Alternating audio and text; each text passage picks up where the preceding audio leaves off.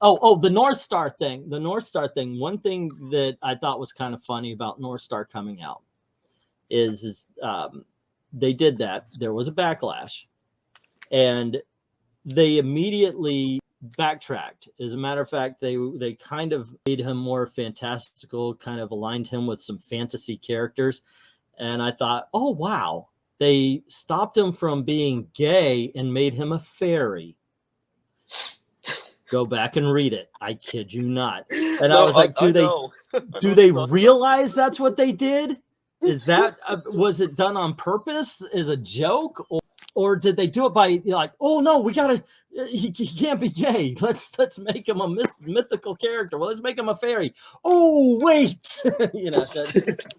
Yeah, that was a brain fart on their part because they forgot that fairy was used as a slur towards gay people like way back then. But they did it. They do that kind of stuff all the time. One of the most popular videos on this channel. The racist life of Monica. Just check up racism in Monica Rambeau. They thought it would be fine, by the way, when they brought in, what is his name, Genvel? Yeah, Genus Vel. Thank you. He came in, and Monica goes, you know what? He's your father. You take the name. I'll be Photon. Yeah. Okay. Yeah. What's funny was back then like Genus, he called himself Photon. Yeah. Okay. No. You're skipping ahead. Oh, wait. He was. Then Phyla-Vell comes in, and she says, "I am Captain Marvel now." And Genus goes to Monica Rambeau and goes, "I'm Photon now. I'm taking your name again.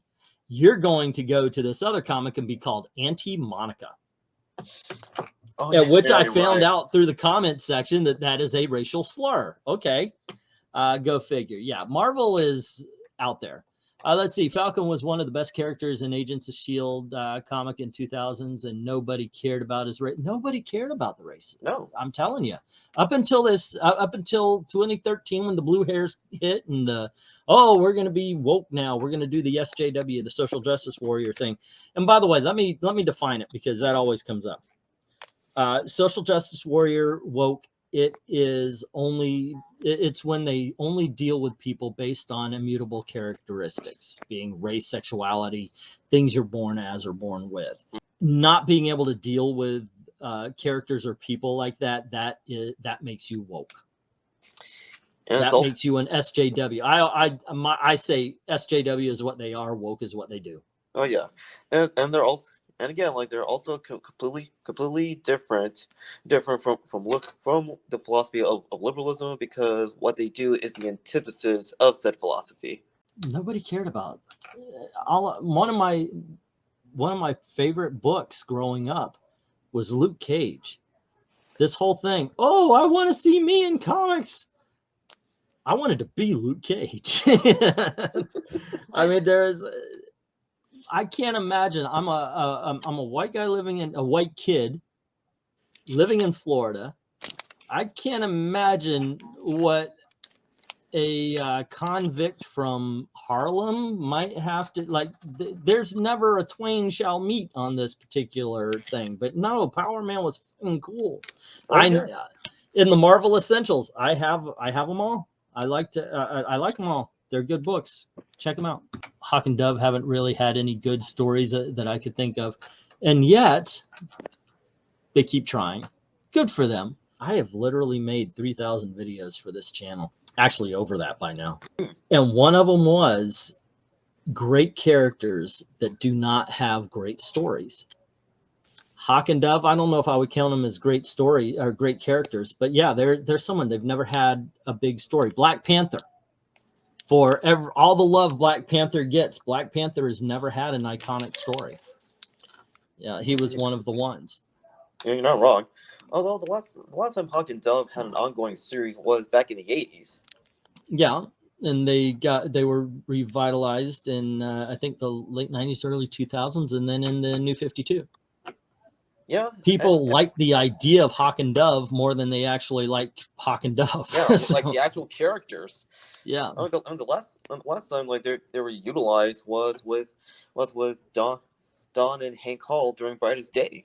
What is this? The blue hairs? Did you invent the term, Englentine? Do I need to get off of your lawn and play frisbee somewhere else? No, I don't think I did. That one isn't one of mine. I've been reading Al Ewing. I keep saying Max Bemis before, but it's Al Ewing did an Ant-Man and a Wasp. And Ant-Man is in so many dangerous situations. He's almost about to be killed in each, it's a comic book. He has the bad guy. He's want to fight the bad guy. He loses out. He finds a way to achieve, to win. Okay, fine. And then I read the Wasp. Not once did I ever feel Wasp was in danger. Anytime there was something that might seem like it would be a danger, it's like, ha, ha, ha, we could take care of this. Let's go. One punch, doosh. It was not literally that, but that was the attitude of the book. And I was like, really? Come on. Just you literally have a monster that can control you if you look at it. Not if it looks at you, but if you look at it, it now has you in its control. How is that not the scariest mother in the world, and the tension is off the roof? Right? But no, one punch. Boom. Yeah. It's just a showcase of very bad storytelling. But that's the way it is, especially ever since the Joker cover controversy, where you have Batgirl and Joker drew his grin and blood, and she's looking all scared. And people are like, you can't do that to a girl on a comic cover. There's so many women on comic book covers before that were in danger. That's the whole point. You see it's like, oh my gosh, Supergirl's in danger. How is she going to get out of it? That's the whole point of a fucking cover. Right? Yeah. The covers give you a tease on what's in store in the books. And no, you're not supposed to put women in danger. It's a weird attitude now. But what ends up happening is that female characters have been written absolutely horribly these last few years. Great news, ROM, the Space Knight Omnibus for January 2024. I heard about that. I am looking forward to it. I want one.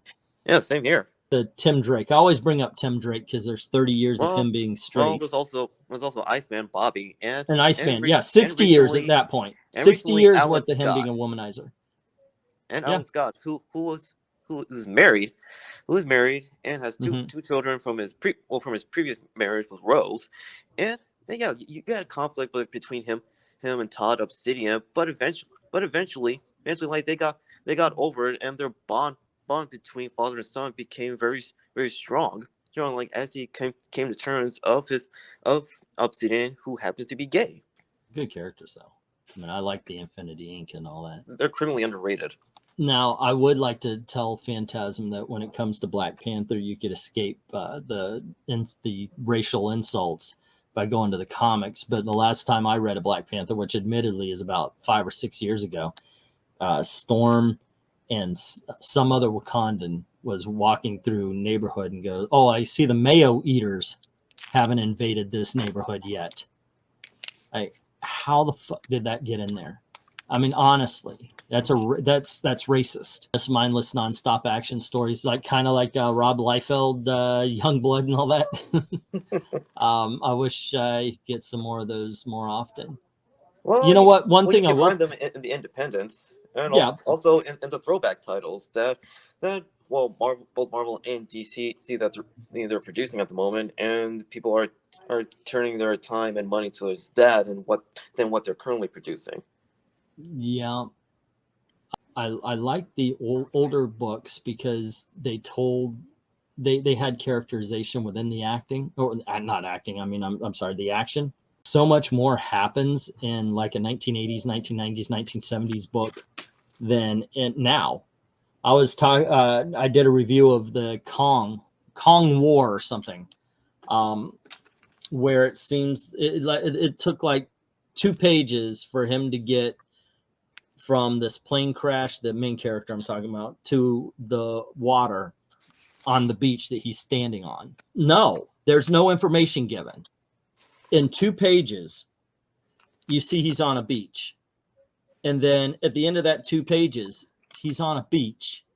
And that's the only information given. And I think that's one thing that's missing is that a lot of writers don't understand that through art and storytelling, new information needs to be given on each page. Even if it's a fight scene and the new information is that guy just got knocked the fuck out, it needs to be conveyed.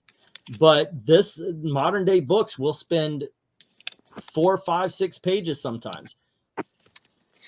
No new information, none. Like they've forgotten the beauty of brevity. Well, it's bad when you have somebody jump out of a window and what could have been 2 more panels of maybe bouncing off something and landing is like 3 pages as they're saying, you know, it's just, they want to convey the whole fall and it takes up, yeah, no.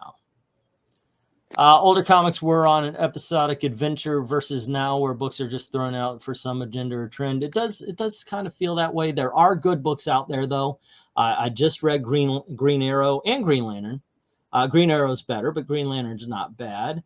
I was surprised. I didn't like the Superboy book in issue number 1, but by number 2, it kind of picked up.